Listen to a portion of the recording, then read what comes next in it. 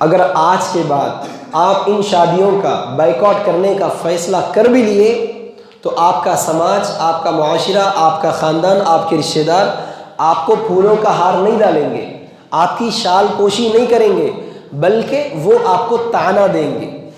کل تک خود ایسی شادیاں کیا، اب آج میری دعوت کا بائیکاٹ کر رہا ہے۔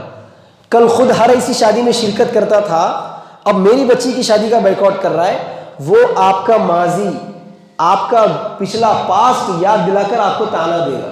تب آپ کو کیا کرنا ہے؟ ایک ہی جملہ کہنا ہے ان کے سامنے، میرے بھائی آپ کی بات بالکل صحیح ہے، صحابہ ایمان لانے کے بعد بھی شراب پی تھی، ایمان لانے کے بعد بھی صحابہ نے سود کا مال کھایا تھا، لیکن جب ان کو پتا چلا، جب ان کو احساس ہوا، جب ان کو علم ملا، وہ شراب کو چھوڑ دیے۔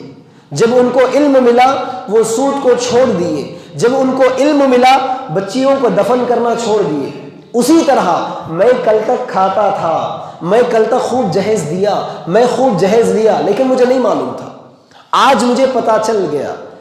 اگر معلوم ہونے کے بعد بھی، علم آنے کے بعد بھی اگر میں عمل نہیں کروں گا تو مجھ سے بڑا گنہگار، مجھ سے بڑا فاسق، مجھ سے بڑا فاجر کوئی اور نہیں ہوگا۔